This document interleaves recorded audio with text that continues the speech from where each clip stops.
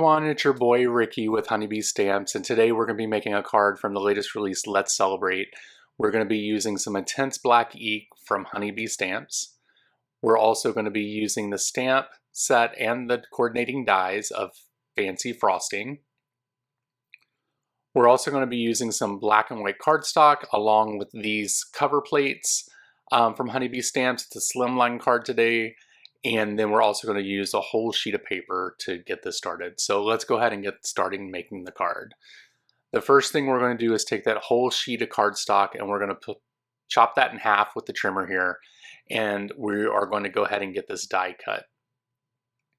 Now, the reason I love these die plates is because they fit on the Gemini Junior plates. You don't have to do anything crazy like move it, run it halfway through, then move the item, then run it through the other half. It just works.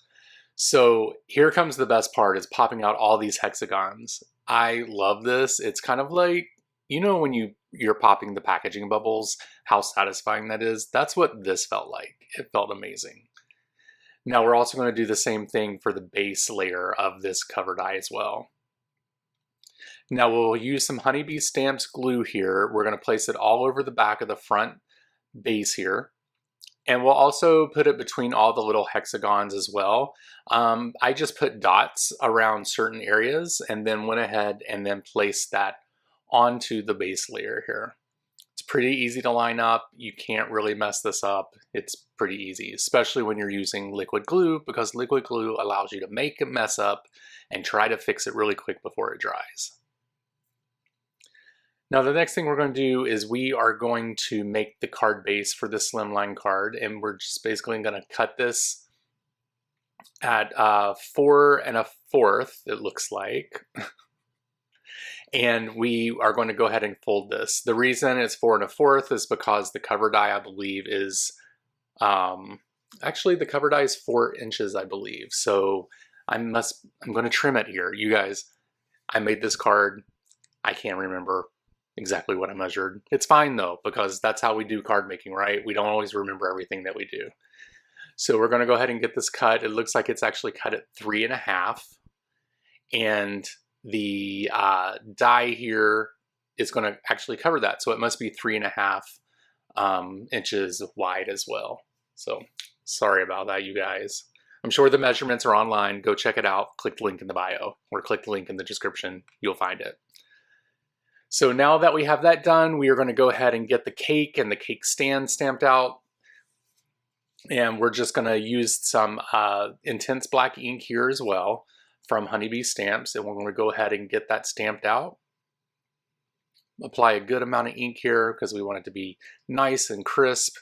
And then we're also going to be doing some Copic coloring, but I'm not going to show you this whole thing. I just wanted to show you a little bit of it. I'm basically making the bottom layer like a grayish black color. And then here in a second, you're going to see the top layer. I want it to be a surprise because it's going to be like, bam, in your face. And it's going to be a lovely shade of pink there. Check out the top of that cake. That pink looks amazing. Anyway, we're coloring the table here. We're just using some warm grays here.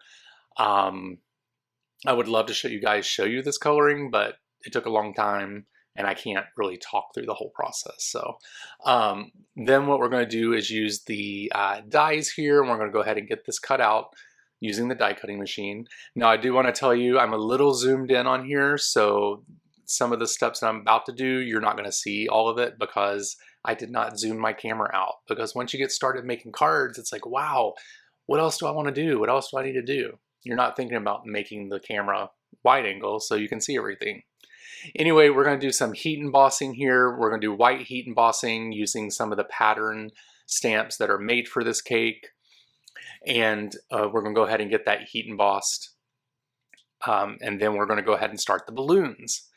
So this stamp set comes with 5 different balloons.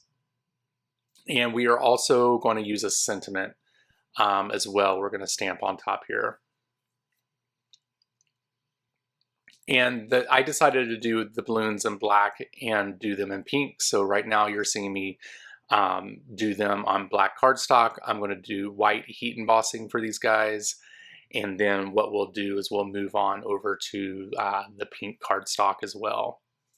I originally didn't have these colors for this card, but then it just built up in my head and I was like, we're gonna make it this way. So that's what we're doing. So I'm using a pink cardstock here that pretty much matches the cake. And then we're also gonna use these dies and get those cut out as well. And as you can see here, I did also do the same thing for the black balloons, and we're gonna go ahead and get started with getting the card put together.